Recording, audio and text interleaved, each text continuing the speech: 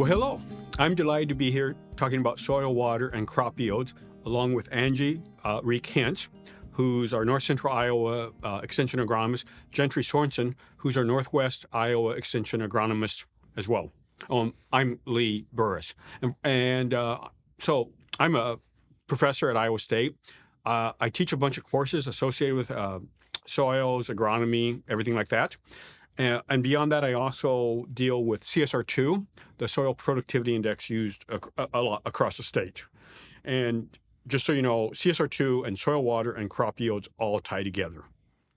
In terms of what I'd like to do, what we're really going to do in the next little while is I'm going to give some an overview with a few PowerPoint slides, 10 or so PowerPoint slides, and then there will be both a field interview and a field demonstration that Angie and Gentry have taken care of. And then after that, I'll summarize in 1 second about what we've been talking about. In terms of soil and water, what I want to start with is soil is useless without plant available water. And there's, well, I guess the way I'll show that is if you want to follow through on those carefully done calculations I've done on the right side. Basically, that's saying if we want economic corn yield, we need at least 25 inches of rain. About 2/3 that rain, so about 17 inches of that rain will normally be corn available water within the soil root zone. So CAW means corn available water, and SRZ means soil root zone. So about 2/3 of that will be used by the corn roots themselves. The other third will go down the streams, stuff like that. But what that means then is over 7 tons of corn available water in the soil is used to get 1 bushel of corn. And I'm assuming your yield will be 250 bushels of corn, things like that. But it takes a lot of water to get even 1 bushel of corn. Again, I'm talking about 7 tons per 1 bushel. So it's kind of important. And so understanding soil water is everything. Whether we think about a droughty soil like on the left, or if we think about when there's too much water, that shallow water table in the middle, or if we're in that deep loess of western Iowa out at Castana, we're down to 7 feet. The roots were growing very, very happily a couple years ago. That's all about soil water. And the first thing I'd say, though, as I talk about soil water, is please don't tell me it flows downhill. It can, and it does, but that isn't the only way it flows. And to illustrate this, you see those 2 images. The image in the middle, that's where this morning at about 7, I poured a bunch of water on my countertop, had some paper underneath it, and I put the yellow sponge vertically on top of it. And after about 5 minutes, the water had moved up an inch in the sponge. On the right, that was the same sponge 3 hours later. And as you can see, the water has moved up 4 inches. Our water in our soils is just as likely to spontaneously move up, especially plant available water, as it is to move down.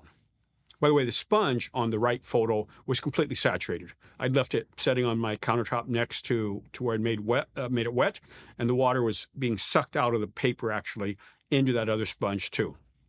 So we want to think about corn available water, plant available water. And in our world, 3 things control how much plant available water there is. First will be the amount of soil root zone water. Well, you'd say, well, Lee, that's obvious. What controls that? 2 things control it. How much are we adding? So it might be rain, and often you and I will think about rain here in Iowa. But in the case of the image on the left, that's an irrigated rice field in the arid part of Costa Rica, in Guanacaste, Costa Rica, where they're irrigating it. But the amount of soil root zone water we get over the growing season matters a lot. It might be rain, or it might be irrigation. And the amount of soil root zone water that can actually be there is more than how much we add. It also gets into how much porosity do we have that could hold the water in there. And that's the middle yellow part of this slide. The 2 left images, that's under a prairie. At the top 4 inches and then down about 10 inches. On the right zone, 2 images are under a cornfield, long-term cornfield, and then at 0 to 4 inches and then down about 10 inches down. If you look at closely, you'll see there's a lot more porosity in the soil on the left than on the right. So we need to have porosity because it doesn't matter how much water I add if there isn't porosity that lets the water infiltrate, stored, and drain out too. So getting the right porosity matters. So the amount we add, the right pore conditions throughout the profile, and then how deep the profile is. So again, on the right, that's simply showing that a really good soil might hold soil root zone water 7 feet, and that's here in Iowa. So the first thing I think about is how much waters am I adding and how much is being stored or can be stored in the soil that might be plant available. The second thing I think about is the amount of oxygen in the water. I know that's kind of odd. Most of us don't think about it, but our corn roots, our soybean roots, our alfalfa roots, really the crops we're growing in Iowa, all of our roots require the water be oxygenated. In other words, our roots grow just like fish live in the stream. People tell me, well, fish live in water. Well, they do. But, as soon as we deoxygenate that water, think of a fish tank with no bubbler, the fish die. So the same thing with our roots. If the soil's too gray, so to speak, like the upper left one is, we know the water in that soil is not oxygen rich enough. If it's nice and brown, like the upper right image is, we know that soil is oxygenated. And in Iowa, what we routinely do to make sure our soil water stays oxygenated is we actually lower the residence time by putting in drainage ditches and tile lines. So all that's doing is saying it's draining the water out, the really excess water that will lose oxygen too fast. I'll get to that in a minute. But first thing is amount of soil root zone water. Second thing is make sure it's oxygenated. Well, I can't stop myself, so I'm going to mention it. There have been some neat studies in Australia that show if you actually oxygenate your soil water, like when they're irrigating it, they can actually increase yields by like 20%. So it's like anything. What's in that water matters too.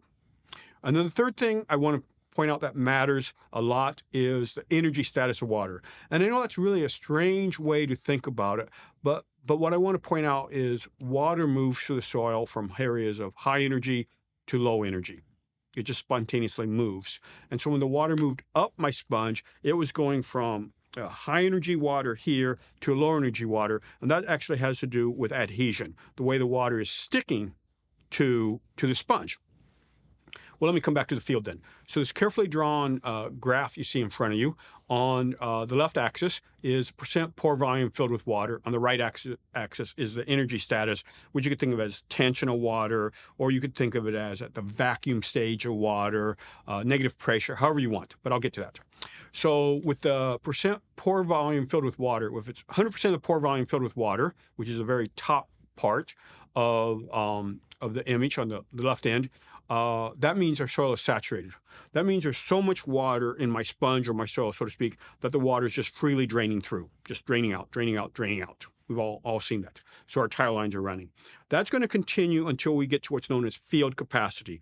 That's getting to the point where there's enough surface area in the soil. So the surfaces of the soil, organic matter, silt, clays in the soil are actually absorbing the water on the surface of them. So we have adhesion. The water is being held just like it is in the sponge. And then as that water gets used, the roots start sucking the water out, because that's really what they are, is little straws pulling that water out. As they use it out, the sponges just keep getting drier and drier and drier. Just like you may or may not be able to see, I'm squeezing my sponge here and I'm drawing it out. Well, that's the blue line going down to the right. And that continues to go down to the right until we get to what's known as permanent wilting point. At that point, the suction of the roots is so great, it's not pulling any water out of the soil. As much as it's trying, the roots cannot pull any more out, and the roots, the cells are losing their water availability. The suction is so tight, it's starting to wilt. The plant all wilts. That's the permanent wilting point. Well, actually, permanent wilting point is it's gotten to the point it's gotten not only wilting, it's so dry that the plant dies. And really where you'll see wilting occur on that curve between field capacity and permanent wilting point, about a third of the way from field capacity to permanent wilting point, my wilting will be serious. By the time I'm 2/3 of the way there, my yields are going away entirely. And by the time I'm all the way there, it's died. But that's the idea, the energy status of the soil. So that really matters, because we get into how much available water there is the amount underneath that curve. To say it a little bit differently, if you take the blue line, the diagonal, and then you look at the axes, everything underneath that blue line is water in the soil, at least when it's saturated. Initially, it's draining out. The plant roots can't grab it. Later on, underneath the bottom straight blue line, it's being held so tight that the plant root can't squeeze it out anymore. And so we only have, in this case, about half the water underneath that graph, actually plant available water, corn available water.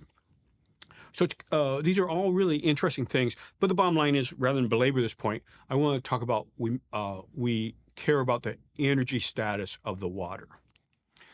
And then how do we measure energy status? Well, that's kind of fun as well. And all we do is use a tensiometer. And the tensiometer in the far right image, it's the PVC pipe with a tip on it, a white tip on it that I have there. And that's a tensiometer. So let me show you a tensiometer. The most important part of the tensiometer is the bottom, is this white porous ceramic tip. It's just porous ceramic. It's just something that's porous. Water can move through it, but the pores are tiny, so it moves very slow. I'm going to attach that to a stem, just a cheap piece of, so to speak, PVC. Attach this here. Then what I'm going to do is add a really inexpensive vacuum gauge. So that's all it is, a vacuum gauge. It's just a curled piece of metal in here. I'm going to add it. Close it up. And then what I would do in the real setting is I would fill this tube with water. If I put this in a dry soil, I'm going to seal this top part is just sealing the top. So this is just sealing the top. I filled it with water. Okay, if it's filled with water and I put it in a dry soil, what's going to happen is the dry soil is going to suck the water out. The water is going to adhere to the dry soil. It's going to move through the porous tip. So the top of the water in this tensiometer is going to move down, move down, move down. That's a vacuum on top of it. There's nothing there. So that vacuum is trying to pull the water up. The dryness of the soil is pulling the water out. At some point it stops moving, I can measure the energy status of my water. I can measure it like a 3-bar tension, whatever. Okay, that's kind of fun. Then what will happen then? I get a rain. If we get a rain, the water will re-infiltrate into the soil. This tension, this suction up, will pull the water back up. It will move up and it will go down to a 3rd-bar tension. So I can measure the energy status of the water as it dries and wets. So from that, I would be able to tell exactly how dry that cracking soil on the left is. I could tell how dry or wet that actual brown soil is, because it's really measuring water that's being held in the root zone, and I can measure what level of plant availability it is. So that's all we measured. By the way, that's a little different in how Gentry and Angie will talk about when they're out in the field in a few minutes. But that's a little different because what they're doing is they're just measuring the weight of the water in the soil. But they're working with soils we've already measured the tensiometer in, and we know what the relationship between the weight of the water is and the tension is. But the direct way to measure it would be with the tensiometer. And so in the end, all I've tried to say in the last few minutes is economic yield occurs when we best link our soils with the weather we're having and our management. They all have to go together, and if we do it right, then you can be just like my dad was in 1972 when he won a high corn yield for Humboldt County a long time ago. And with that, though, let's go to the real knowledge with Gentry and Angie out in the field.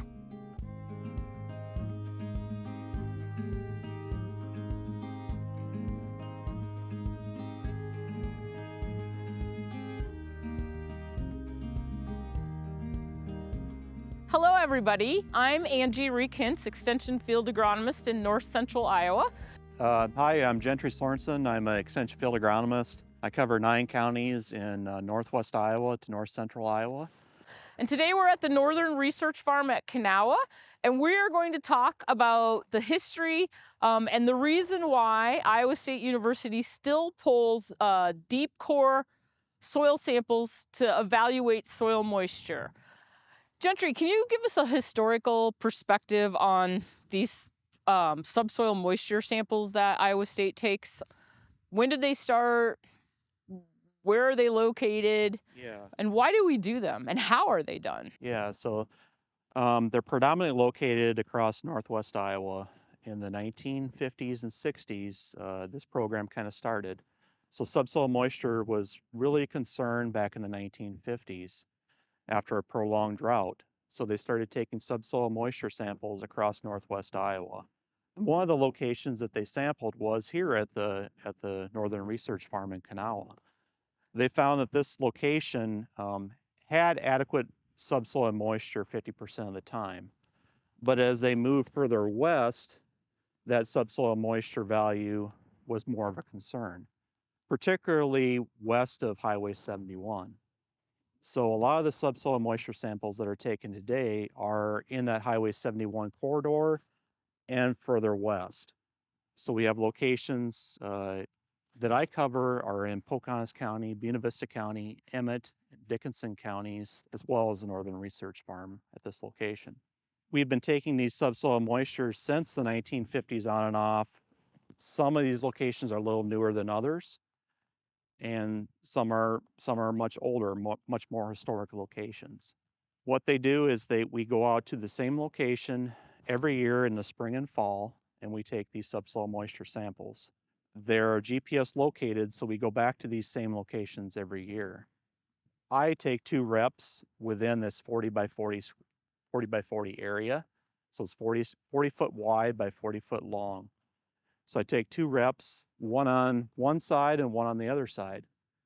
And we take 5-foot coring depth. So we core down with our probe, subsoil moisture probe, down to 1 foot. We pull the core out, we place it in our bucket, and then we go back down that same hole down to the 2-foot level until we get down to the 5-foot level total. The soil has been analyzed in this 40 by 40 area. It's been run through the lab, so we know what the wilting point of the soil is, as well as the soil texture and information such as soil pH as well. But really what we're looking at is our wilting point for our mathematical formula. How many inches of available water to the plant? Correct, Yep. correct. Once we get all our corings done, all our probes done, we take those moisture samples to the Northwest Research Farm near Sutherland, Iowa. And what they do is we weigh our moisture samples wet, so they're inside the can, and then we dry those samples for 2 days at 220 degrees Fahrenheit. Then the samples are again weighed, so they're weighed dry. We take those values and we run through our formula to calculate the inches of plant available water per each foot. Okay, so you capture inches of water per foot in a 5-foot depth sample or average rooting depth for corn and soybeans in Iowa. And then what do you do with that data? How do you share that with our farmers? Once it's recorded, we create a press release for farmers in Northwest Iowa and across the state, release it to media. We also place it on our integrated crop management website for farmers to look at. We also release that to about 60 different newspaper locations within Northwest Iowa as well. So our colleague Leah TenNaples, who is located in far northwest Iowa, she also pulls samples up in that neck of the woods. What are some of the questions you and Leah get from people when this data is presented publicly? Is the data right? Well, But- that's always a good question, right? Yeah. But one of the questions that they ask is this data is really looked upon by farmers in Northwest Iowa because we've had drought for quite a number of years, and with that, it helps them make informed decisions upon what they want to do next year as far as possibly tillage operations. They can reduce tillage to decrease losses of moisture in the soil, helps them make decisions upon cover crops. It could help them make decisions upon maybe when to plant in the spring, and then just kind of inform knowledge about how much moisture is available out there as well. We receive within the 5-foot depth in the state of Iowa, our soils can hold about 10 to 12 inches of moisture. And we need about 20 inches of moisture to raise a corn crop. So that 20 inches of moisture can come from subsoil moisture, and it can also come from rainfall as well. So if we're short on rainfall, we're really banking on that subsoil moisture to really finish off that crop. Kind of having that knowledge of where we are as far as rainfall, and then looking at subsoil moisture values at the same time really helps put that whole picture together as far as what we can do as far as raising crop. Because one of our most limiting factors in Northwest Iowa usually is moisture. Areas like Buena Vista County and Pocahontas County, they really look at that data because they've been historically dry over the past few years. And then looking back on that data, we really have found that in those areas of like Pocahontas County and Buena Vista County, of the areas that I cover a 9-county area, and those are 2 of those counties. We looked and we found that, our subsoil moisture levels were really at historic lows in Pocahontas County. That was going into spring. When we came into summer of this year, we had a lot of herbicide carryover, and that really aligned with our subsoil moisture values as well. We didn't get that rainfall that we needed to activate those microbes in the soil to really break down that herbicide from last year. So having that information kind of gives us a heads up if there would be any herbicide interactions or any potential problems, maybe outside of that subsoil low levels. So that data can be used to at least give us maybe some forewarning of what we might anticipate seeing coming through the growing season. Yes, that's Right? correct. You're yeah. right. The herbicide carryover issue this last year, lots of short-term potassium and sulfur deficiency because of lack of soil moisture. Kind of looks like we might be headed that way again this year. What do you think for 2024? That's exactly right. We saw a lot of potassium deficiency across Buena Vista County and into Pocahontas County as well, and that really aligned with low subsoil moisture values. Looking at the state of Iowa this year, we're low in northeast Iowa. So I would think that kind of looking at the rainfall that we've had, we could see potential problems in northeast Iowa. So kind of understanding what our subsoil moisture values are across the state is really important, and that would give us a heads up in those areas.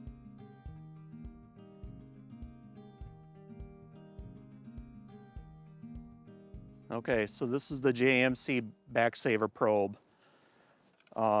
This probe length is 1 foot long, so we'll fill this probe up all the way to the top here with each probing. And then I also have the probe marked on the top, and you can see inside the shaft, there's a shaft on the inside of this, and I can see the shaft where it's at. And this will be our 2 foot depth, our 3 foot depth, 4 foot depth, and 5 foot depth. So it's a retractable probe and has a foot pedal on it. So once we place pressure on this foot pedal, this probe, it's kind of tricky doing it by hand. This probe will go out, and then we can see inside the probe our depth that the probe is going down. So we've identified our area. So I'm going to take my first sample right now. So we're going down to 1 foot depth right now.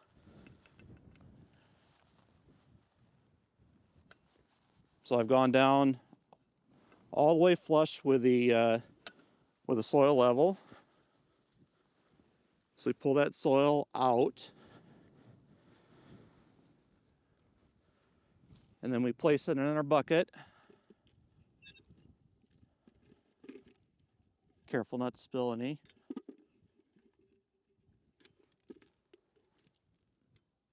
Sometimes it sticks in there, so use your probe tool to clean that out.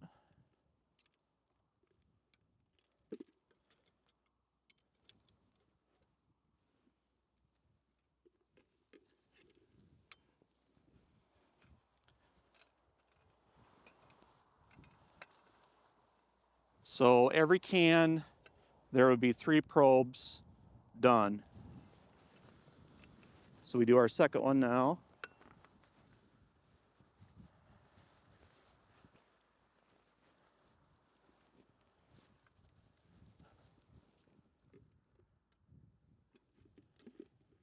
You can see a fair amount of moisture in here.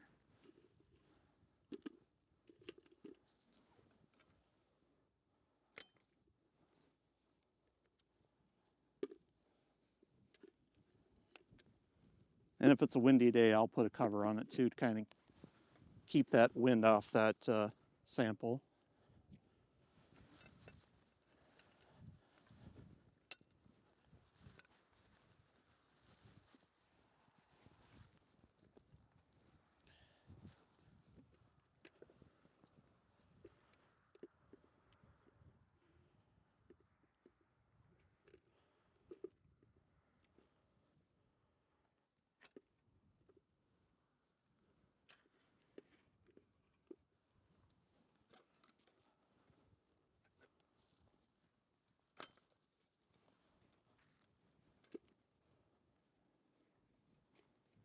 Okay, so we've got our first rep complete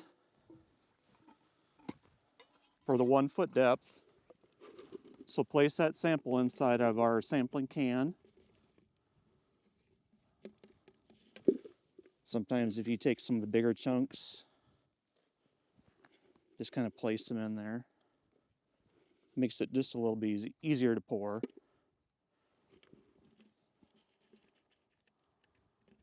Pour the remaining out.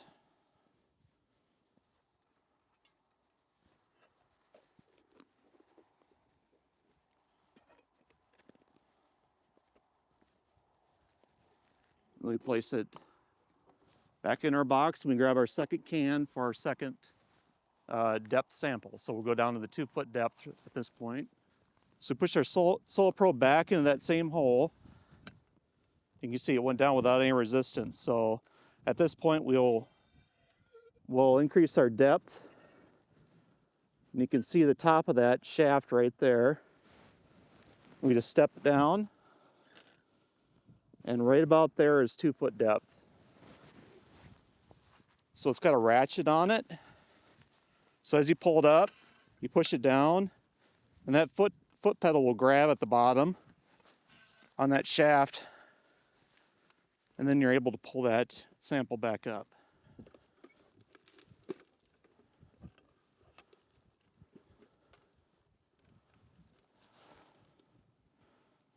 All right, so we've gone down to our 2 foot depth right now. So we'll continue taking these samples down to the 3 foot, 4 foot, and 5 foot depths across all 3 of these holes or probe marks.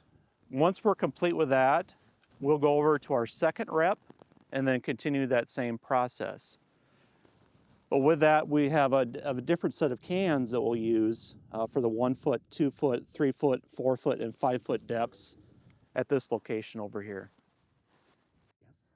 All right, so we're looking at this 5 foot core that Gentry just took up here at the research farm. This is a Webster, mapped as a Webster. And you can see as Brent moves the camera down the core, there's a little bit more moisture in the top foot or two than when we get to that lower subsoil. We can tell by hand texturing it, it's a little drier down there. And we would sort of expect that. We had a little bit of rain this fall to help re-wet that upper foot or so. Not a whole lot of rain, but that moisture just hasn't moved down into that soil profile very deep yet. Yeah, the month of October was a little wetter this year than it has been in the past. And that's helped us increase subsoil moisture throughout that first 1 to 3 foot soil depths. And it hasn't reached that 4 and 5 foot depth at this point. Yeah, the good news about that, our fall rains is we don't get a lot of evaporation this time of year, so that moisture really should stay in that soil profile. Now, this has been tilled, so the upper couple of inches obviously is going to be dried out a little bit more than normal if we hadn't tilled this area. And that's one way we can talk about conserving moisture is by reducing our tillage. So the aggressiveness of our tillage and our tillage depth will help us conserve moisture. But in this case, as we get some more fall rain, and maybe a little bit of winter precip, right? Once the ground's frozen, that soil water is not going to move down into the profile in those couple upper feet where it gets frozen. But next spring, as things start to thaw out, that water can continue to move downward. So when we think of subsoil moisture recharge, we think of anything from the month of November all the way up until the point of beginning of April or so.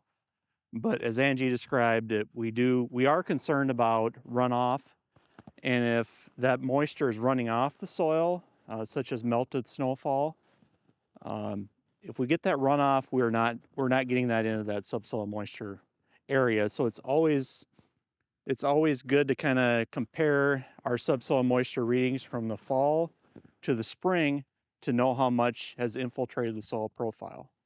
Yeah, there's a couple of ways we can maybe increase that infiltration process, right?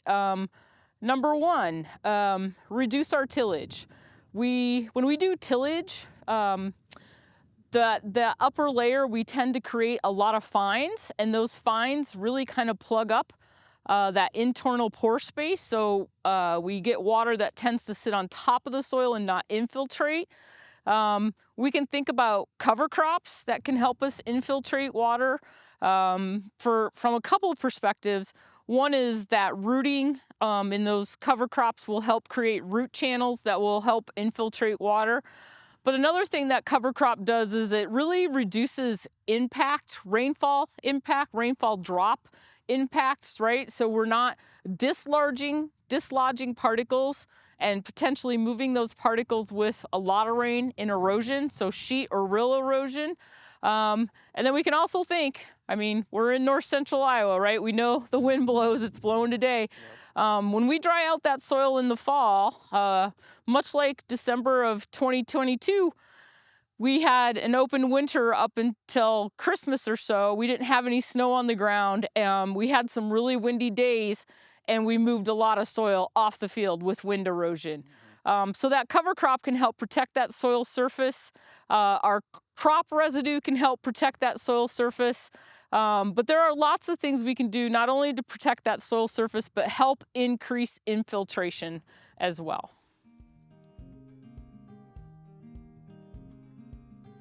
I am back in the office to review the subsoil moisture results from the fall of 2023. On this map, it's showing 16 Iowa counties and 18 testing locations across northwest Iowa. 2 counties have 2 testing locations, and those are Plymouth and O'Brien counties. There's a C or an S on this map as well, and that's indicating what crop was planted in 2023. For instance, Lyon County had a soybean crop that was planted. Behind that C or S is the inches of plant available water for the fall of 2023, and in parentheses is the inches of plant available water for the fall of 2022. A full soil profile would have about 11 inches of plant available water. The values that we're seeing in the fall of 2023 are close to historical averages. So we don't typically see more than 5 to 7 inches of plant available water in the fall. We will come back and sample these locations in the fall or in the spring of 2024 to understand how much recharge has taken place through snowmelt and also rainfall through the winter months and early spring. In the spring, in March and April, we see 3 to 5 inches of rainfall typically within those months. And about 80% of that could contribute to subsoil moisture replenishment. We need about 20 to 25 inches of moisture from either subsoil moisture and or rainfall. So understanding how much subsoil moisture that we have is important. So I want to summarize. Well, first I want to thank Angie and Gentry for great field presentations. I really enjoy them. And I want to summarize by going back to this one slide and just remind us. 3 things matter. How much water are we really getting in our soil? Is it adequately oxygenated? Or in other words, is it staying around in the same place too long, in which case it doesn't have oxygen in it?